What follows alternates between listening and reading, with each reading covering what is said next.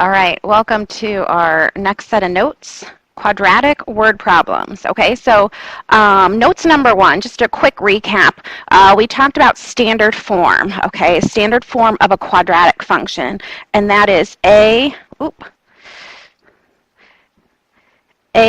squared plus bx plus c equal to 0, okay? And so today our focus is story problems.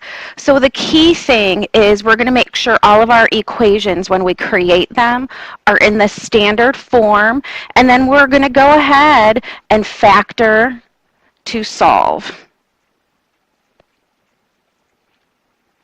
So what we're going to do, we'll go ahead and start number one. Find two numbers. If one of the numbers is 3 more than twice the other number, and their product is 65. Okay, so right off the bat, real important, it says find two numbers. So we're going to have to find two numbers. One of the numbers is 3 more than twice the other number. So we'll write an expression about that. And then the key thing is their product. So back at the very beginning of the year when we were solving equations and we were coming up with them, a lot of times we were not talking about necessarily product, but just like how they were added or subtracted together, one side of the equal sign to the other. So, but anyway, coming back to find two numbers, we have a first number and a second number that we will write expressions for. One of the numbers is 3 more than twice the other number. So we don't know what the other number is. So we'll go ahead and label that as x, and 3 more than twice the other, 2x plus 3. So hopefully coming up with these expressions haven't been too challenging. Then it says their product is 65. So we'll just go ahead and do x times 2x plus 3 equal to 65. Okay? Now we'll go ahead and solve. First step is to distribute. So we have 2x squared plus 3x equal to 65.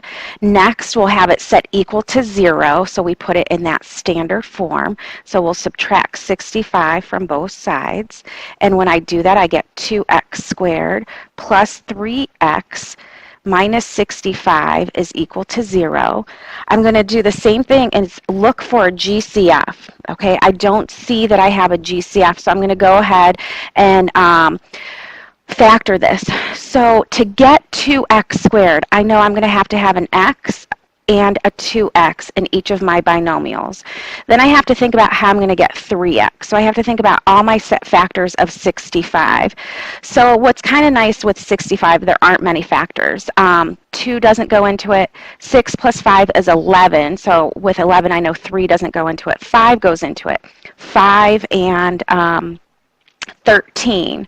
So if I go ahead and do a negative 5 here and a positive 13 here, real quick, some mental math. 2x times x is 2x squared. Here I get 13x. 2x times negative 5 is negative 10x. When I combine those, I get that positive 3x. And then 13 times negative 5 is negative 65. So that works. Now I'm going to set each factor equal to 0. And I'm going to finish solving. So if I add 5 to both sides, I have x equals 5. Here I subtract 13. And so I have 2x equals negative 13. And then I'm going to divide both sides by 2. I have x equals, I'm going to just write it as a decimal. It'll make this problem a bit easier, negative 6.5. So this is what's different, is now I have 2 answers. Okay. So with my 2 answers, I'm going to have to find, there's going to be lots of answers when I solve for x. So one answer when I solve for x equals 5. The other one, I'm going to put 5 in for x and simplify. So that's 10 plus 13 equals, I'm just double checking. Oh, I have 13. It's like, no, I made a mistake somewhere. There we go. 13. So this is one answer, 5 and 13. For my other answer, x equals negative 6.5, and then I'm going to put negative 6.5 in for x, then add 3. And so doing the math there, I get negative 10. So many possible answers for that. It says find two numbers, so my two numbers are either going to be 5 and 13 or negative 6.5 and 10. Okay, not all the time will both solutions work. It just depends on the story problem, and you'll see what I mean when we get there. All right, let's go ahead and do number 2. Number 2 says the square of a number equals 9 times that number. Find the number. So this time the number, we're just finding one number. So we'll have, we could go ahead and say let x equal the number. Okay, then rereading this, it says the square of a number equals 9 times that number.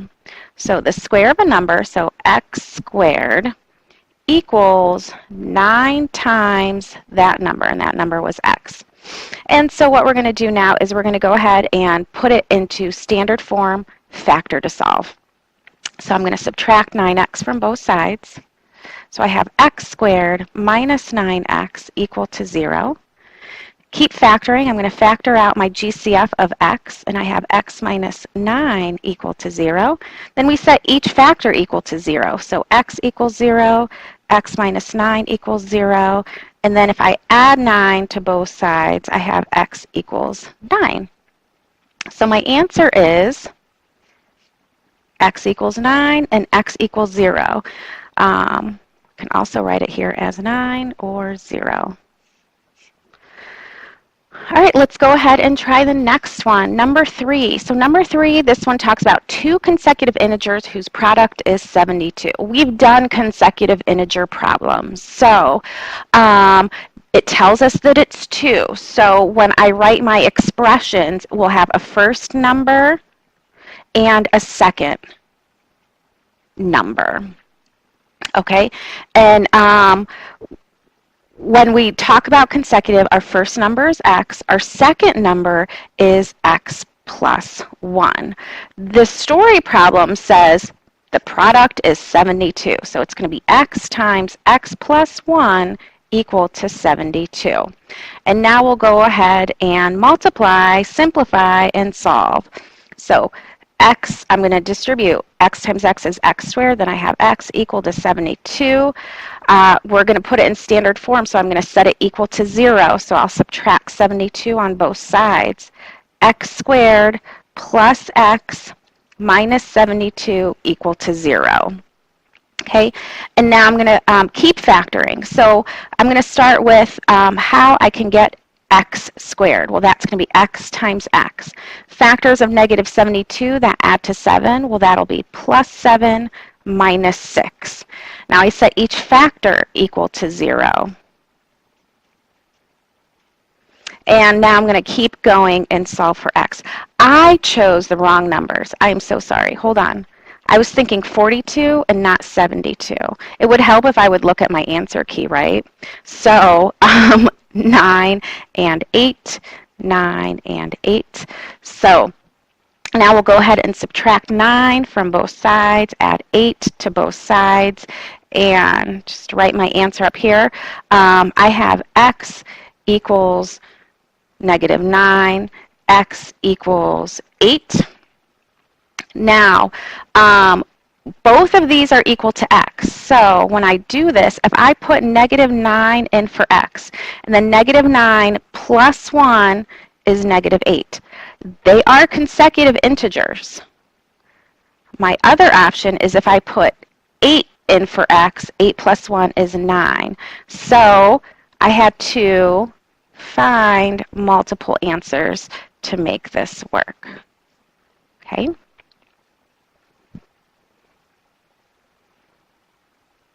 So for number 6, we have a rectangle is 6 meters longer than its width. The area of the rectangle is 16 meters. We're going to find the length and the width of the rectangle. So for this one, why don't we go ahead and start by, it says find length and width. We'll just write down that we have the length to find and the width to find. Rectangle 6 meters longer than its width. Real quick, I'm just going to draw a picture. And the width we don't know. They tell us that the length is x plus 6. So just some quick labels on that one. And then they tell us the area of the rectangle is 16 square meters. So we're going to just remember that area equals 16. I'm going to go ahead and finish labeling my expressions.